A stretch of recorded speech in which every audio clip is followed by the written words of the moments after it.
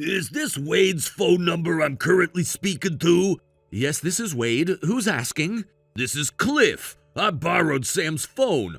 I'm the one who's been dating Sam for a while now. I see. This is a picture of Sam and me together. It's proof that we've been in a relationship. When was this photo taken? It was taken last month during a trip we went on. Sam told me she was going away on a trip with her old school friends, and she mentioned that she'd be staying overnight at this hotel.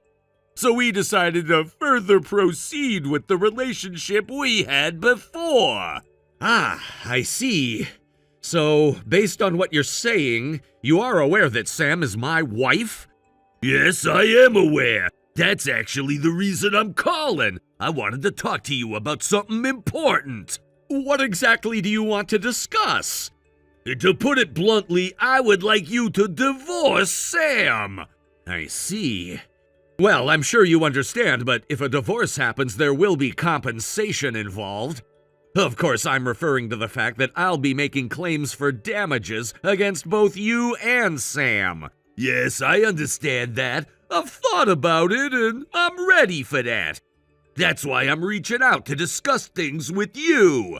Also, Sam and I have a 3-year-old son. What's your position on that? I would actually prefer if you could take care of him. If that's the case, I will have to request child support from Sam. Yes, I understand.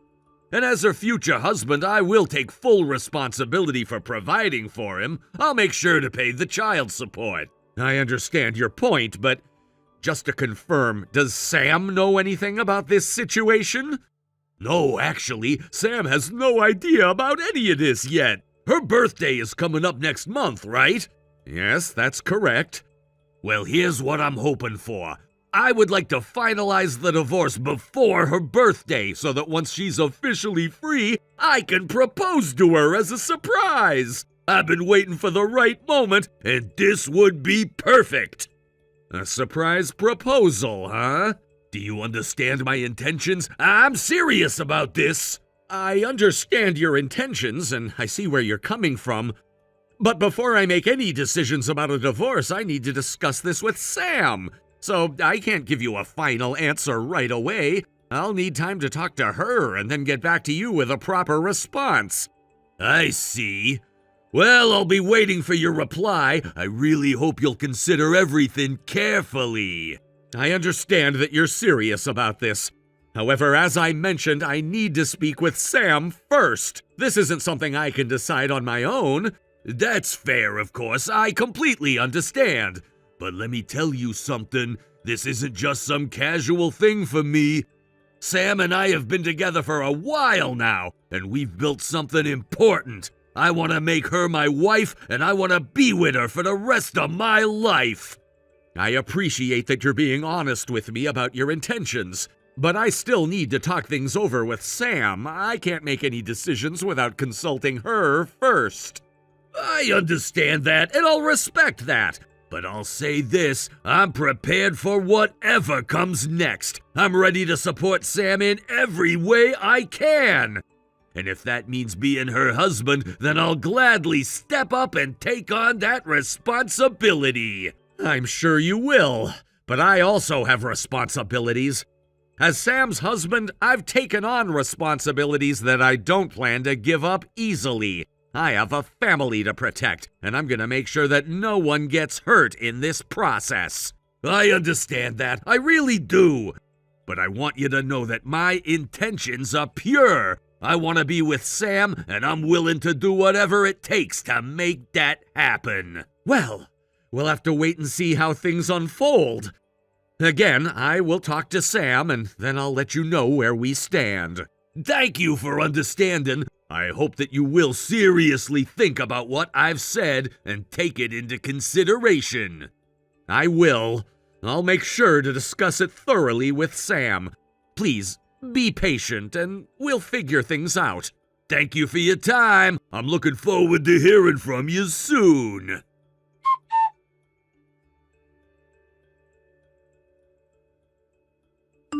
Sam, where are you right now?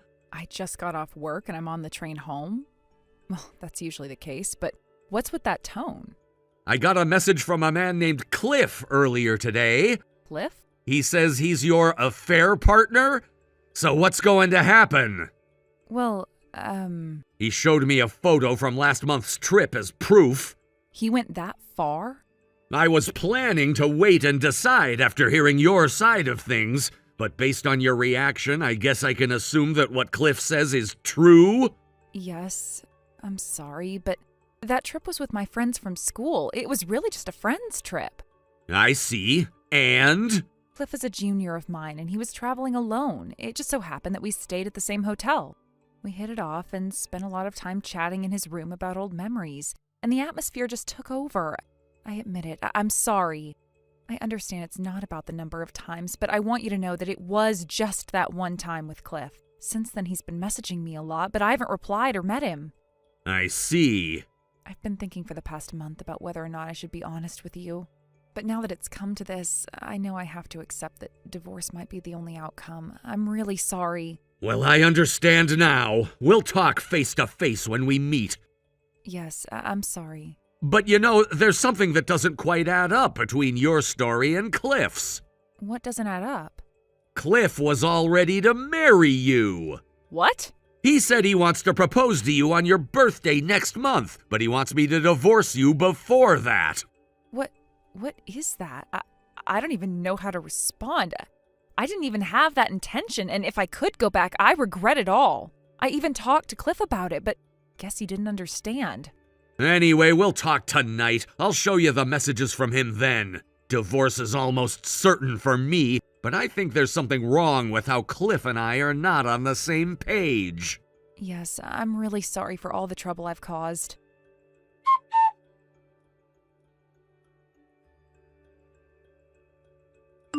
Wade, what do you mean by this? Cliff, it's a pleasure to speak with you.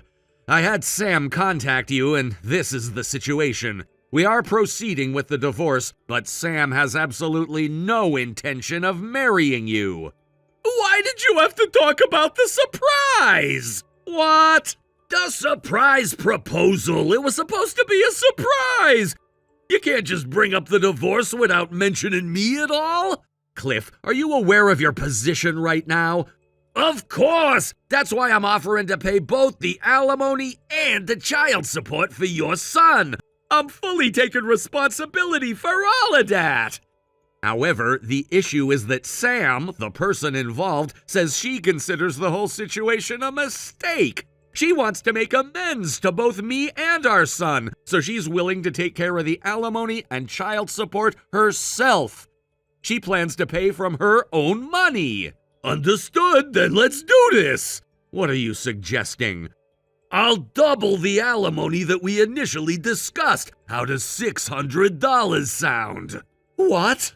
It feels a bit strange to be offering money as compensation for Sam, but there's no choice, right? Wait, hold on. $600? Are you serious? Is that not enough? Fine, let's raise it to $800. Hold on a second. Oh, and we shouldn't forget the child support. So the total amount for both alimony and child support will be $900. Wait! I'm offering such a generous amount that I'm sure Sam will accept it without hesitation. Cliff, let me explain something. Yes? Have you done any research on the typical amounts for alimony and child support? Typical amount? I'm not a professional, so I won't specify an exact amount, but since it was a one-time affair, it will likely be far less than a long-term affair. However, I can tell you that you should expect the number to be 1 digit higher than what you're anticipating. What? So, 900? No, it's the opposite. I've heard that the typical amount could be in the hundreds of thousands of dollars. What? In fact, if it had been a long-term affair, the total could even reach several $100,000. That's completely absurd! As for child support, the typical range seems to be between $200 and $400 per month. That much? Well, Sam has no intention of marrying you, and she plans to take care of the payments herself. You only need to worry about paying the alimony. There's no way that's possible! Huh? It's ridiculous to be asked for such a huge sum of money when it's just a matter of two people who love each other and are meant to be together! You're trying to take advantage of me, aren't you? Or is this some sort of revenge for me taking Sam away from you? Is that really how you see it? Well, isn't it obvious? Sam and I confirmed our love for each other that night. We were meant to be together. She can't possibly mean what she's saying about not wanting to marry me. I'm sure you're forcing her to say that. Please, let Sam go and set her free from this situation. And as for alimony and child support, I'll settle for a total of $500. I keep telling you, the numbers are completely off. You're trying to punish me by demanding such an unreasonable amount of money.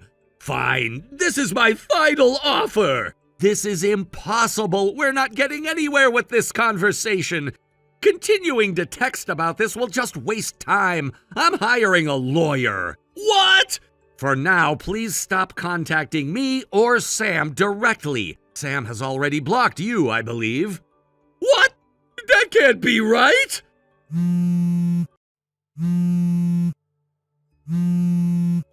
Please, let me speak to Sam.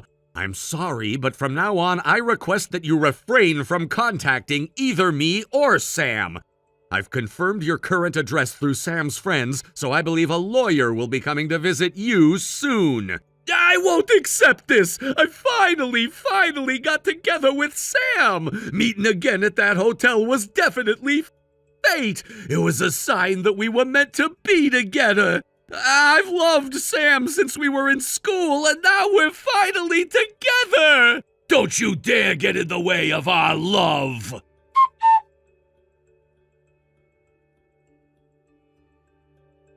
After the divorce from Sam, I was granted custody of our son. The decision wasn't made lightly, and there were a lot of emotional and legal battles we had to face. Sam and I had been through a lot together, and the road to separation wasn't as clear-cut as I had initially hoped. But in the end, after everything settled, I was the one who ended up with custody of our child. Sam had shown a lot of regret for her actions during the marriage, and that was something I didn't take lightly. It wasn't easy, but I decided to be understanding. Sam, realizing the seriousness of her situation and the consequences of her actions, agreed to reduce the alimony she would owe me. This was a significant step because, at one point, I thought the amount she would be required to pay would be much higher. However, we came to an agreement that she would make payments for child support in installments, which allowed us both some breathing room financially.